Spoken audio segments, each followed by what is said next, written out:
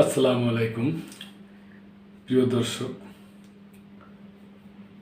ভারতের পররাষ্ট্র সচিব এবং আরও একজন আছে কর্মকর্তা, ওনারা জামাতের বিরোধী দলীয় উপনেতা জামাত প্রধান শফিকুর রহমানের সাথে সাক্ষাৎ করছে। জামাত আমিরের সঙ্গে ভারতের পররাষ্ট্র সচিবের সাক্ষাৎ। বিরোধী দলীয় নেতা ও জামাতে ইসলামীর আমির ডক্টর শফিকুর রহমানের সঙ্গে সৌজন্য সাক্ষাৎ করেছেন ভারতের পররাষ্ট্র সচিব বিক্রম মিশ্রি। মঙ্গলবার বিকেলে নতুন সরকারের শপথ গ্রহণ অনুষ্ঠানের পর এ সাক্ষাৎ অনুষ্ঠিত হয়। ঢাকার ভারতীয় হাইকমিশনারের ভেরিফাইড ফেসবুক পেজে দেওয়া এক পোস্টে এই তথ্য জানানো হয়েছে।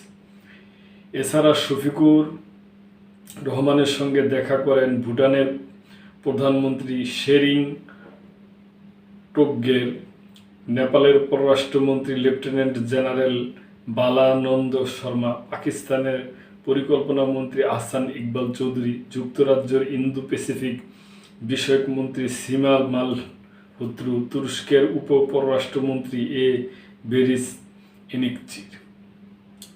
নতুন প্রধানমন্ত্রী তারেক রহমানের শপথ অনুষ্ঠানে যোগ দিতে মঙ্গলবার ঢাকার আসেন ভারতের স্পিকার ওম বিরলা এবং বিশ্রম মিখরি।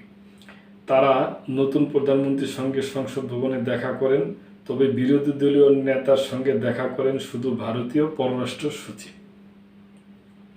ঢাকার ভারতীয় হাইকমিশনার ভেরিফাইড ফেসবুক পেজে সাক্ষাতের ছবি প্রকাশ করে এক বিবৃতিতে বলেছে, পররাষ্ট্র সচিব বিক্রম মিশ্রি বাংলাদেশের নতুন সরকারের শপথ গ্রহণ অনুষ্ঠানের অবকাশে বাংলাদেশের বিরোধী দলীয় নেতার সঙ্গে সৌজন্য সাক্ষাৎ করেন।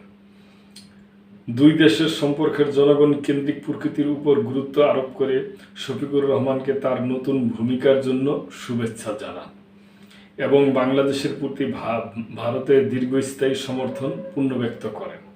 ডক্টর শফিকুর রহমান বাংলাদেশ ও ভারতের বিদ্যমান গভীর সভ্যতাগত বন্ধনের উপর গুরুত্ব আরোপ করেন এবং আরও শক্তিশালী দ্বিপাক্ষিক সম্পর্কের ব্যাপারে আশাবাদ ব্যক্ত করেছেন বলে হাইকমিশনারের বিবৃতিতে বলা হয়েছে।